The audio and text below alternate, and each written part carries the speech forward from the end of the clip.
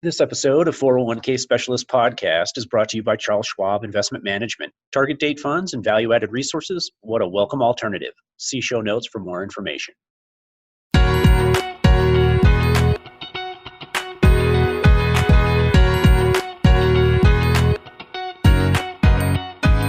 Hi, I'm John Sullivan with 401k Specialist, and if you're feeling overwhelmed with recent market events, you are certainly not alone. There's a lot happening. A global pandemic, market volatility, a looming election. So how are investors reacting? And more specifically, what role do target date funds play in keeping them on track with their retirement goals? Thankfully, Omar Aguilar and Jake Gilliam are here to help. Both are senior executives and target date fund experts with Charles Schwab Investment Management. Omar is Chief Investment Officer for Passive Equity and Multi-Asset Strategies, and Jake is Head of Multi-Asset Portfolio Solutions. They've been through a number of market cycles with the TDF product and are here to offer insight into what's happening. Omar, I'd like to begin with you. What is the biggest surprise or maybe even validation about target date funds during the pandemic?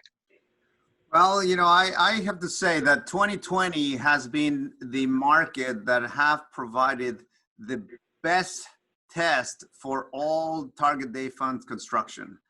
When you actually think about how we started the year in 2020 and how the first, 2 quarters unfold, first going into a significant deterioration of, economic conditions as a result of a health crisis, followed by, the fastest bear market, in history, and then a subsequent recovery provided by the liquidity from central banks. That level of uncertainty, volatility, anxiety, it is something that investors obviously are feeling. And target date funds in the construction of the glide path, I don't think, anybody, really consider that you will have a conditions on an environment like that.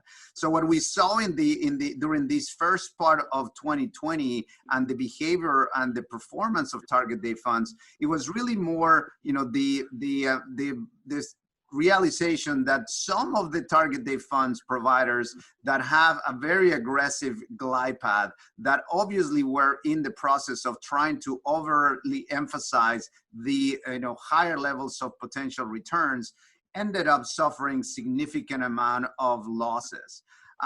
For those target date funds that tend to be more conservative and more consistent in the way they approach, the risk taking, they were able to, weather the storm even better. So I would actually say when you think about the word validation for target date funds is that those target date funds that have a specific utility function that would they protect the downside for those participants that are close to retirement were those that they were the most successful during these market downturns and upturns subsequently. If you actually think about, the way that we philosophically believe about the role of a target date funds for people that are in the process of planning for retirement, the number one risk that any, target date fund provider seek to minimize is the fact that participants bail out of the program at any given time. Right. So participant behavior in trying to stay the course in target date funds is a critical component of any program out there. And therefore, protecting downside and stay true to a long-term investment is something critical by making a smoother ride, especially in periods of high uncertainty like we observed in the first part of 2020. I think staying the course is a great segue to the next question, which is that Morningstar reported that, at least from a behavioral standpoint, Omar, investors in target date funds generally reacted less emotionally and more rationally during the financial crisis of 2008, choosing to stay the course, as you said, in the turmoil. Are we seeing similar behavior right now from investors during the current crisis? Well, I'm unfortunately, or, I don't know if it's unfortunately or not, it's just very hard to compare. The 2008 financial crisis and the current crisis are very, very different. For once, these started, and it still is, majority of a health crisis that translated into an economic crisis. But unlike 2008, so far, the financial conditions and the financial institutions are very stable and are part of the solution as opposed to being the problem like we saw in 2008. And as such, when you think about behavioral economics and you think about behavioral finance, when you actually think, back in 2008, that, it is really the financial institutions that need to be solved, and you can actually come up with a program like it happened in 2008 to just, reduce the impact of financial institutions, having trouble. It is a little different than the anxiety that comes from knowing that there is a virus out there that you could potentially affect you, and that could potentially affect the way your investments behave. So understanding that the behavior in this environment is different, what we observe is that people over the age of 55 have actually taken assets out of their program, mostly because, they feel that their assets are at risk, and therefore their anxiety for trying to protect their capital is actually much higher. Understood. Jake, risk exposure is important at every point in a TDF's glide path, but it's particularly important for people nearing retirement. Why is that? And does it relate to sequence of returns? Yeah, John, thanks. I think let's take a big step back and just think about risk and the allocations across a target date fund. And what we're trying to solve for as we help investors prepare for the successful retirement. So overall, when we're devising our glide path at Schwab, we're going to look at the actual demographics of the participants that we're serving across different industries, across different plans. And that gives us great insights into how to allocate risks for people at different phases in life. So I know you're focused on retirement with this specific question, but let's start with the earlier phases of the retirement planning process, someone just starting out in their career. What we'll look at is their ratio of what we'll call human capital, or their ability to earn and save over time and work a long and successful career, and financial capital, which is how much they've saved, how much is in the target fund program that they'll hope to accumulate over time. Earlier phases, of course, they have significant human capital and very little financial capital.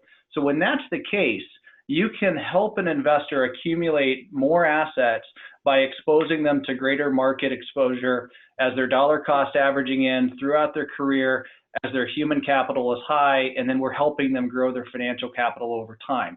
Those investors in the early to mid stage of their savings horizon, they can tolerate the ups and downs in the market, and they actually benefit from it.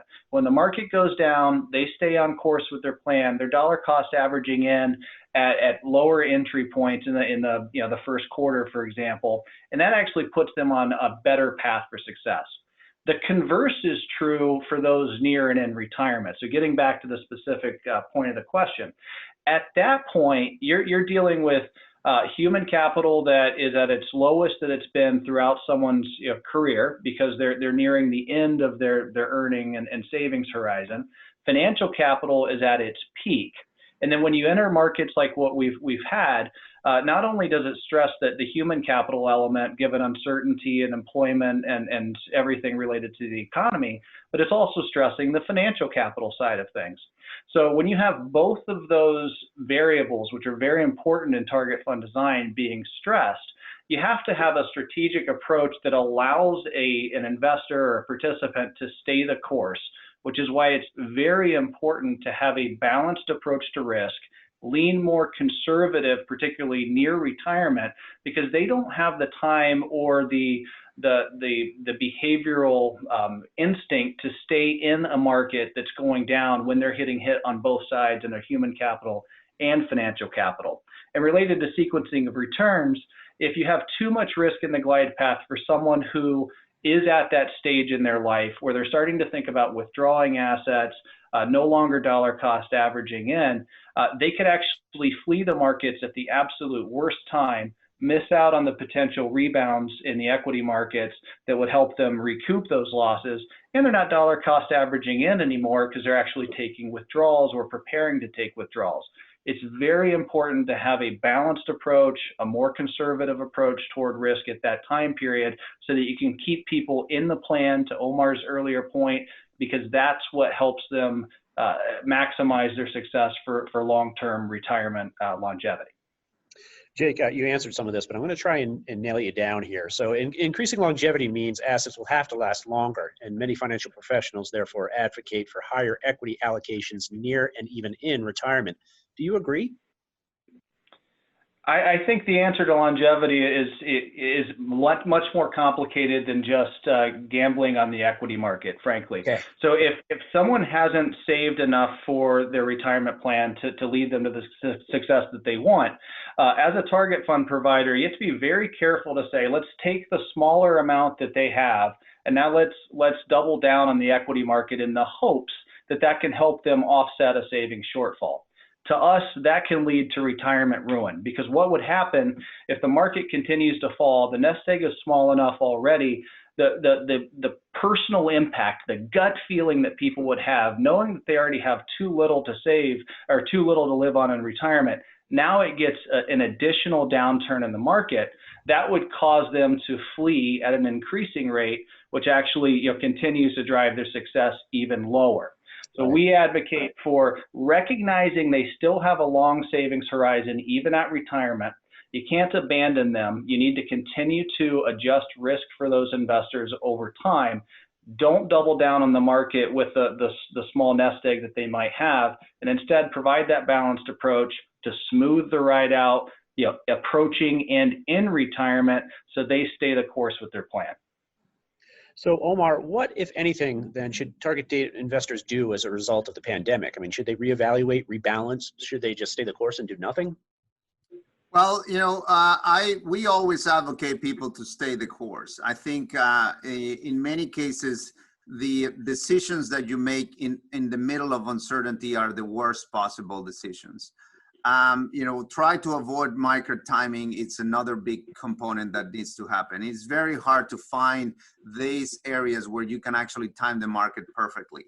What we advocate investors, especially in the target date fund area, is to do an analysis and then try to do a reflection on how their target date fund provider, performed during the first 6 months of this year.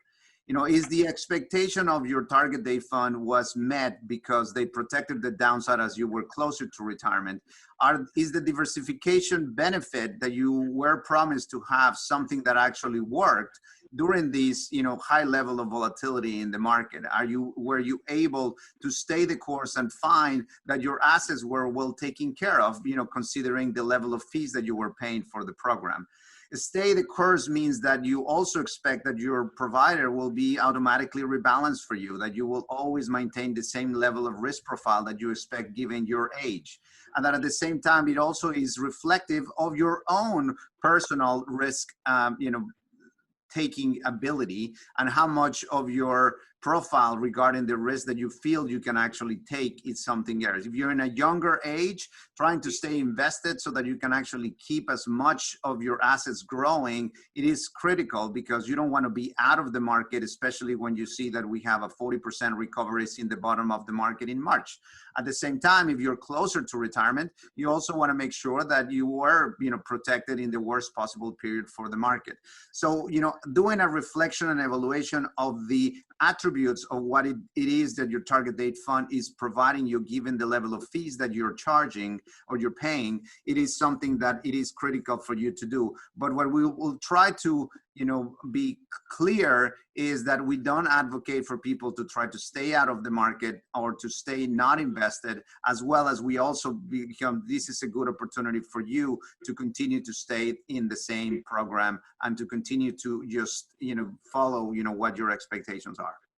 This episode of the 401k Specialist Podcast has been brought to you by Charles Schwab Investment Management. Too many firms take a hands-off approach to managing retirement funds, not Schwab. Not only are they proud to offer some of the lowest cost target date funds available with no minimums, but they use a behavioral approach to managing risk when it matters most, near and throughout retirement. What a welcome alternative. Following up on that, Omar, the work of Nobel laureate Richard Thaler, Shlomo Benartzi, and other behavioral economists reveals a lot about our inherent financial behaviors and biases. How are target date funds incorporating behavioral research into the latest iterations of the product? I mean, what are the innovations right now when it comes to behavioral finance? Yes, there are some target date funds that have started to just understand this. What we have done here historically at Schwab is understanding that the solution for a target date fund, it has to be a trade-off between what the participant needs, that is always defined by mathematical and model-driven setup of understanding demographics, longevity, etc., to what the participant wants. So making the balance between what a participant actually needs and what they want is a critical element of what you described being the behavioral aspect of the construction of the glide path. Why? Because you don't necessarily want to have a glide path that obviously take more risk, you know, even if we think that that's what a client may eventually need, but if it's going to take them away for pulling their money out, you know, at the worst possible time, it defeats the entire purposes because of what you asked before, which is the sequencing of returns. So staying the path is critical for anybody that is invested in target date funds because of the sequencing of returns and because of the glide path construction. So involving the behavioral aspect to address the major risks that you have across the glide path, it is critical for many reasons. Number one is also addresses, you know, the behavioral aspect to maintain and maximize the opportunity for investors to stay invested in the program. Number two, to recognize the social impact of participants as they invest for retirement. And social is a critical piece because generations are very different. I can tell you that a lot of the research that we have done in terms of investor behavior, it is a very different reaction when it comes down to retirement for millennials than it is for baby boomers. Even within those generations, you know, trying to address the behavioral needs is a critical element to any construction of the glide path. So, you know, thinking about the life phases, as we actually think somebody that just started, you know, the program and starting to save for retirement, especially Generation Z and millennials, they're good savers, but at the same time, they don't trust the equity market. So having to have a program that allows them to express some of those, but at least knowing that in a low interest rate environment with a low returns, they're going to need those equity returns is critical for, you know, balancing their needs and their wants. At the same time, you know, when you actually go about their, you know, way that they're going to approach, having access to people, having access to advisors, having access to people they can talk to in periods of volatility like in 2020 is a critical part of addressing some of the behavioral needs and minimizing their biases that will lead them to the wrong investment decisions. Jake, I feel like I keep putting you on the spot here, but I'm going to do so again. Which makes more sense, Jake, a to or through strategy? And is that even the right question, or is there more to it? Yeah, John, there is a lot more to it than just to or through. So I would say to versus through is not the question that would lead a plan sponsor, a participant, or an investor to a conclusion on which target date fund is right for them. It's much more inclusive to the allocation of risks throughout the glide path, where the roll down stops, how that aligns with a plan or a participant's needs, and all of the underlying considerations that we've been talking about, such as, you know, the slope of the glide path, the sequencing of returns, where that shifts from more aggressive to more conservative, those are much more important questions to ask and can give you much more insights into, does the target date provider meet the needs of the plan or the investor best? So historically, when target funds were in their infancy, to versus through was about as far as a lot of the due diligence efforts got, because it was an easy way to bucket different providers into different risk spectrums. And the common wisdom at the time, 10, 15 years ago, was to funds will be more conservative. They will stop at the retirement age, and then investors beyond that, they're either assumed to leave the plan, or it's assumed that, let's say somebody retires at age 65, that they will have the same risk tolerance that they will at age 85 or age 90. So if that is your belief, then a fund that stops at that section at age 65 and holds risk constant, that could be appropriate for that investor. However, it misses the bigger picture. So the to versus through, with twos being generally considered more conservative, it's no longer the case. We, for example, at Schwab offer through funds, a through glide path that at age 65, we'll have approximately 40% in equity allocation, which is on par with many two-fund providers, and in fact is about 5% more conservative than the broad target fund industry, even as a through fund. So that allows the participants that are choosing to leave the plan and roll over a very balanced exit point, so they're not overly exposed to the market relative to other through funds, which might be more aggressive, 50, 55, 60% in equity even for a retiree. So it really depends in looking under the hood on what is in the two and the through fund.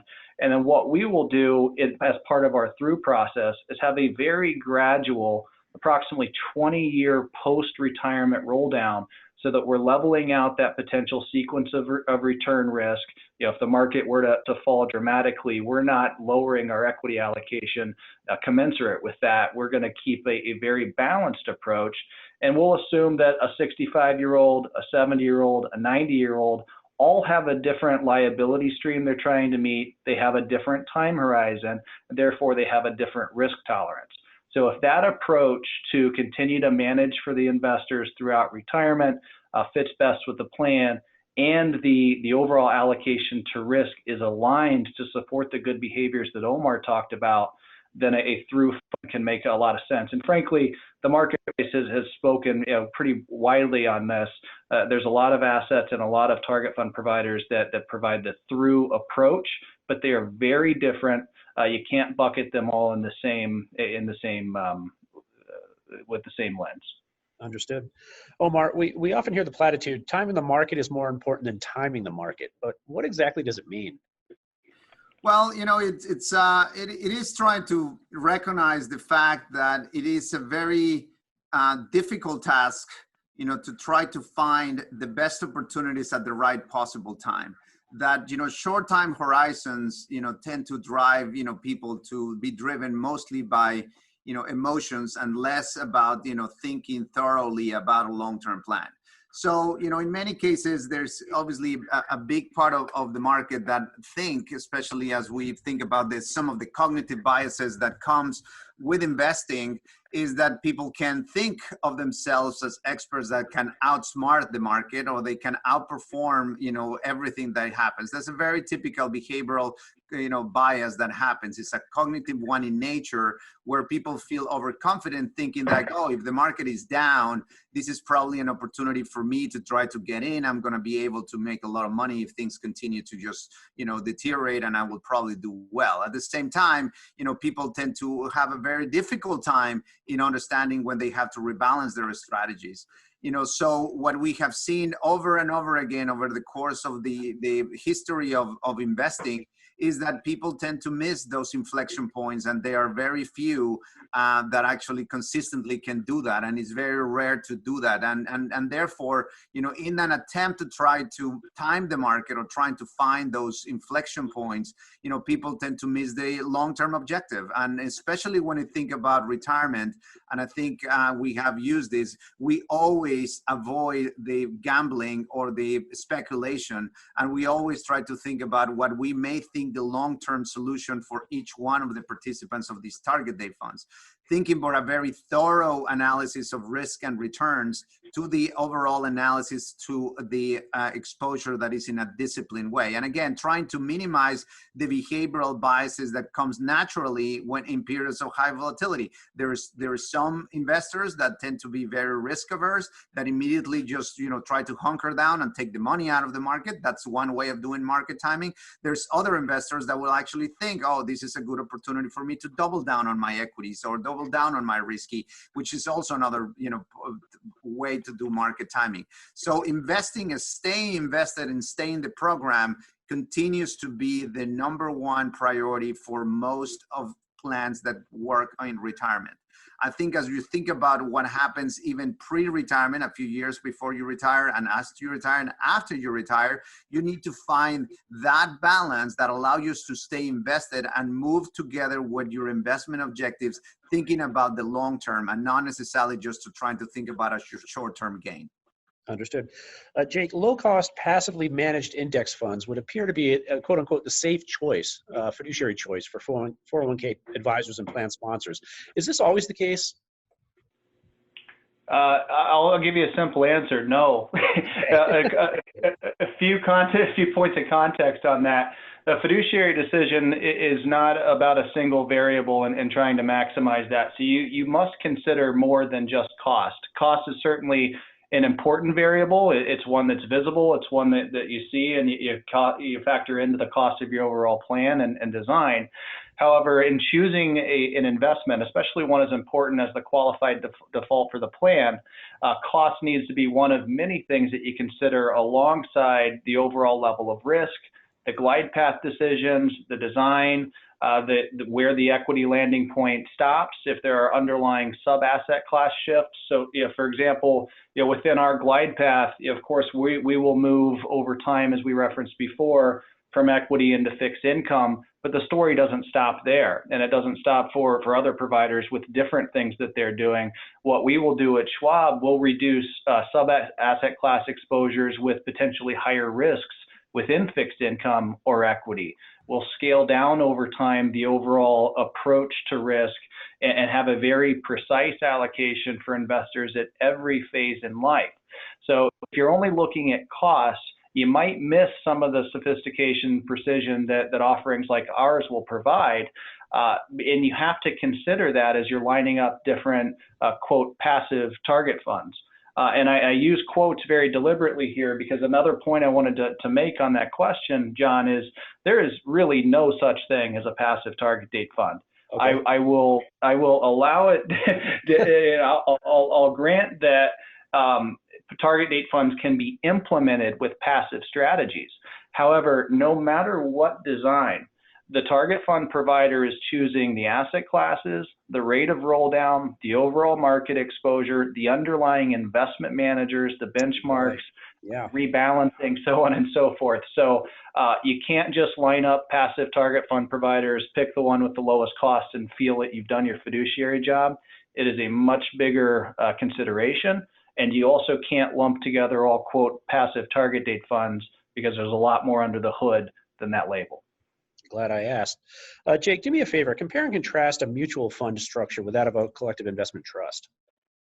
Yeah, happy to. So the mutual fund structure that people all know and are familiar with are pooled assets that many investors can use and provide a similar or same approach with the underlying investments. And collective investment trusts are very similar, effectively the same. However, they will require ERISA qualified assets in order to participate in a collective trust. Another distinction between just the type of investor that can buy, again, collective trust, ERISA qualified, that's why you see them in most 401k plans. They're also overseen slightly different, with the mutual fund being regulated by the SEC, collective investment trust by the OCC, where a mutual fund will have a prospectus, a collective trust will have a declaration of trust as its overarching governing document. And one sort of historic sort of misconception about collectives versus mutual funds that is really no longer the case. It used to be thought that in order to get into a collective trust, especially one at a compelling price, you had to be a mega plan or have significant assets to bring to bear to the collective trust. That's no longer the case. Firms like ours at Schwab, we have a collective trust, open architecture, implemented with passive glide path and passive underlying strategies in a collective trust at 7 bips. And we have no asset minimum. So a startup plan, a mega plan can get into the collective. And that's just one example of the democratization of the collective trust and the access that you can get through. One other misconception that has been out there about the two is that you can't get daily pricing or the look through that you need in a collective relative to mutual fund. Again, that's not the case. Again, at our firm, we have a dedicated website for institutions to use. We also price daily, have daily liquidity. So to the end participant, they look and feel almost identical. And the plan sponsor just needs to be aware of the declaration of trust relative to the prospectus and make sure they're comfortable with both either the mutual fund or the collective trust governing documents.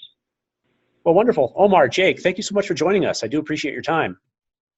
Happy to be here. Thanks, John. Thank you.